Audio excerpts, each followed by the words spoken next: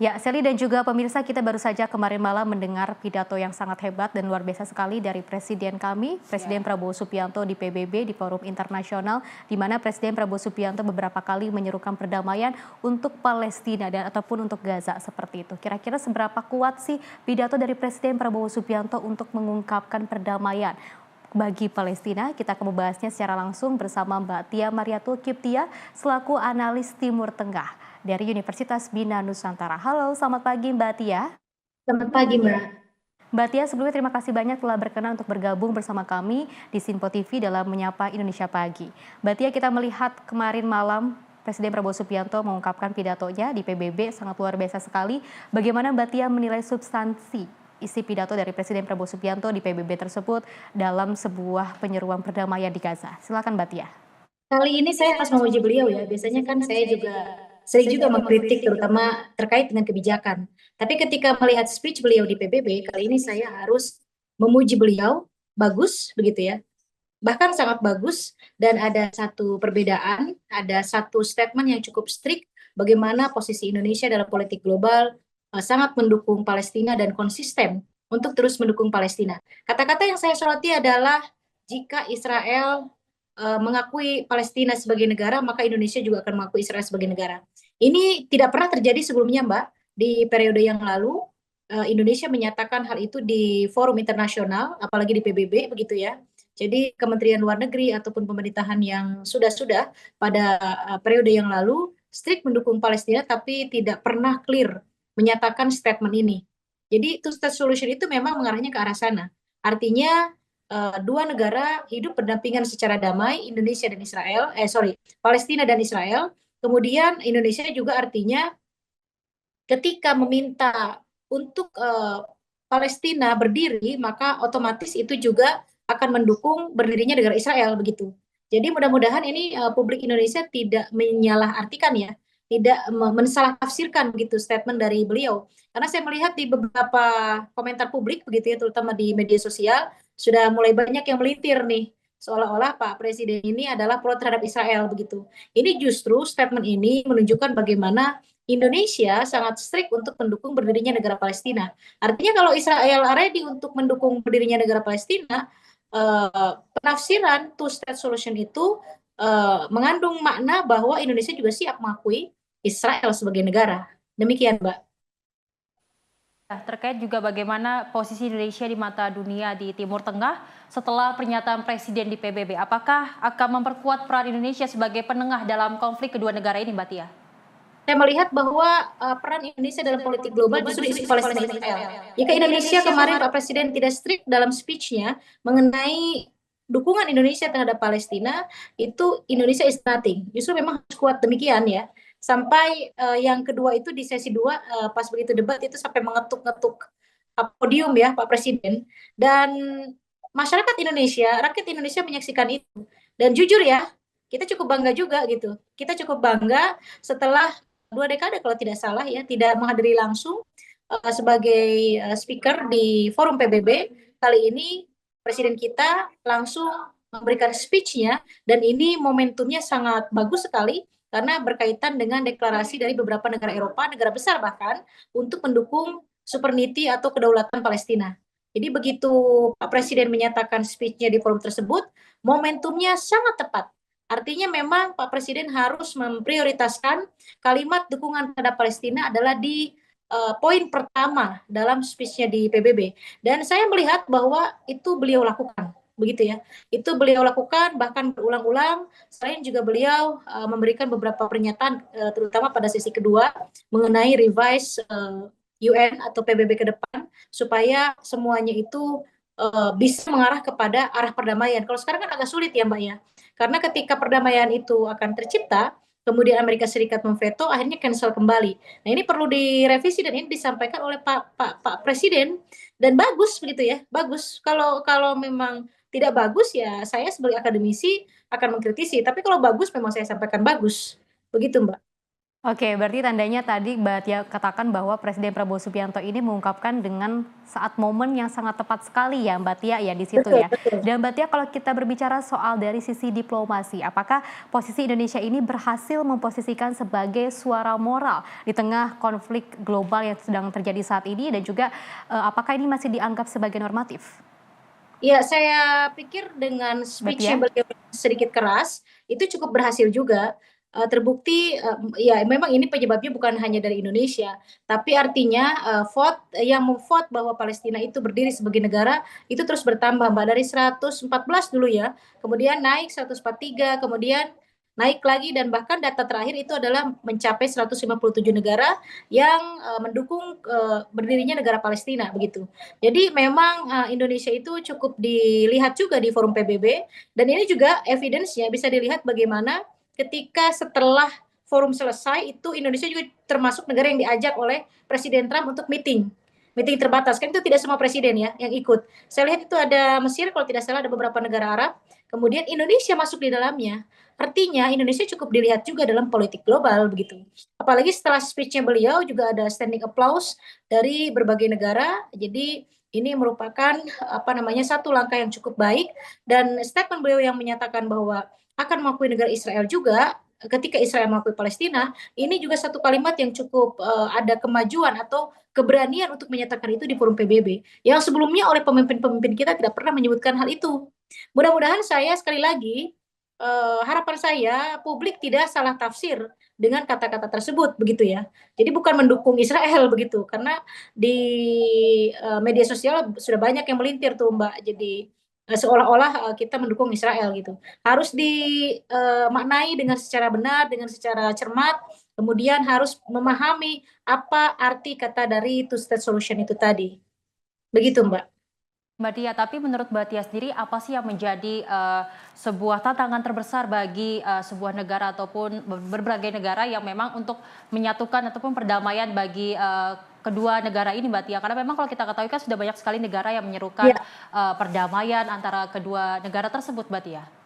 Peluangnya sekarang sudah besar ya ketika Inggris mendeklarasikan, kemudian Prancis juga ikut deklarasi, Australia juga, Jepang saya pikir belum karena memang terlihat ada pressure yang cukup tinggi dari pihak Amerika Serikat. Tapi Inggris dan Prancis itu mendeklarasikan sesuatu yang luar biasa.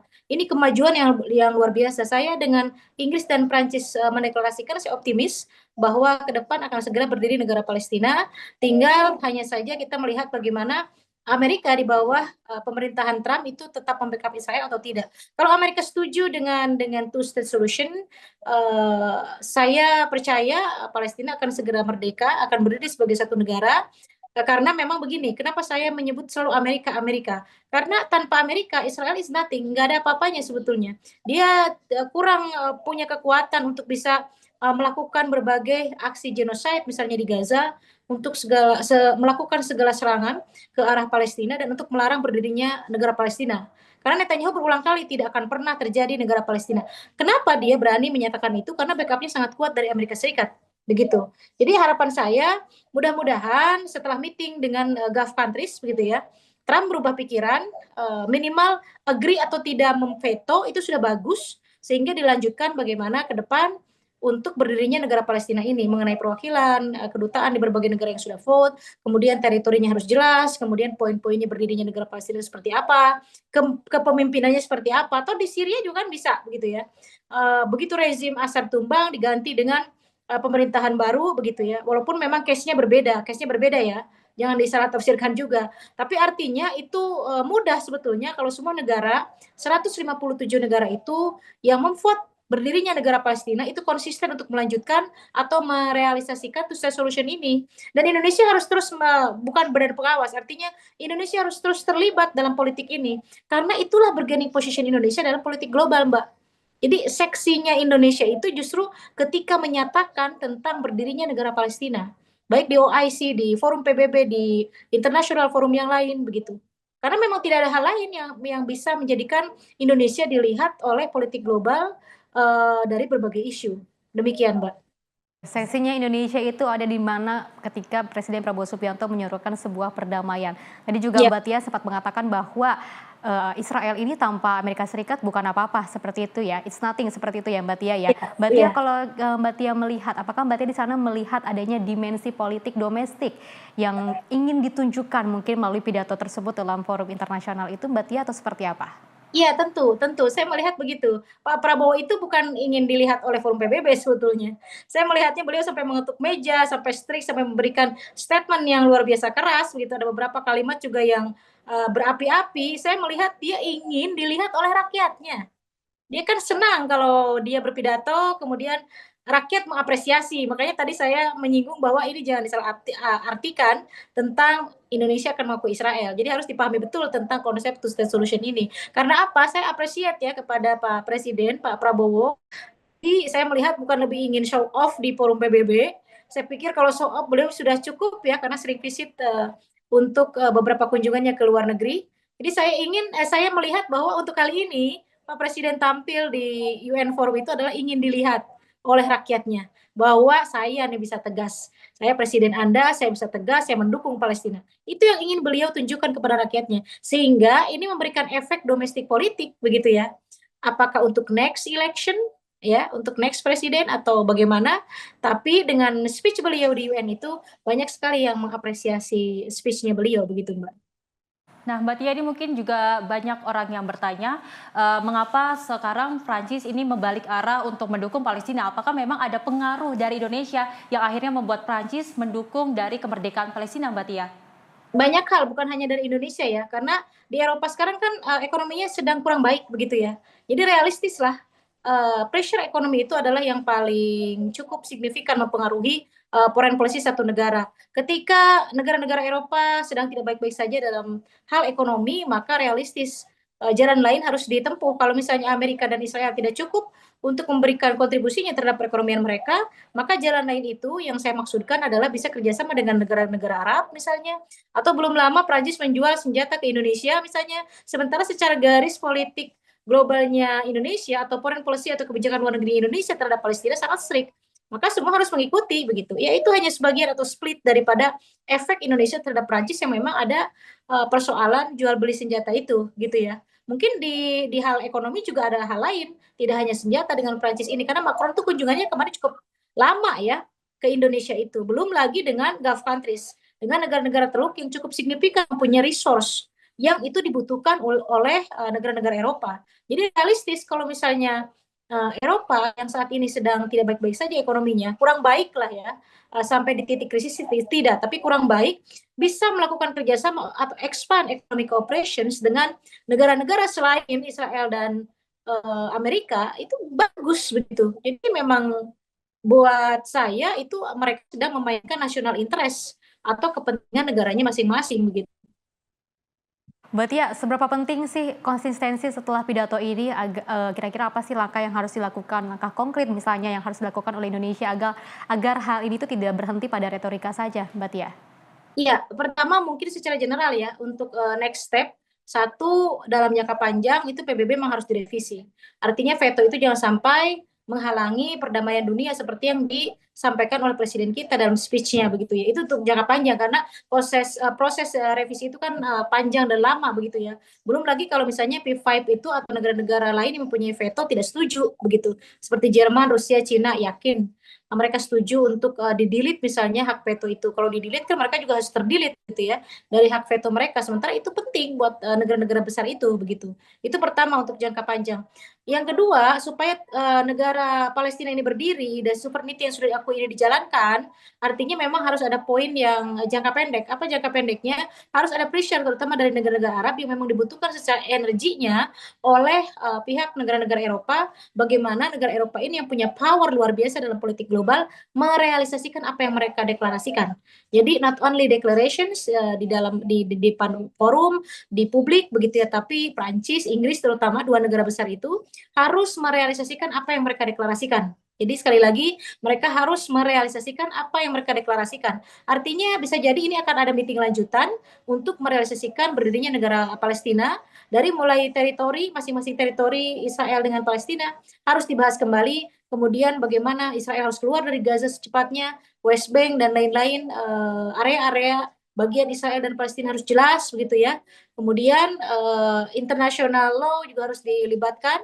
Bagaimana Israel misalnya melakukan kejahatan perang itu juga harus dicek kembali begitu ya.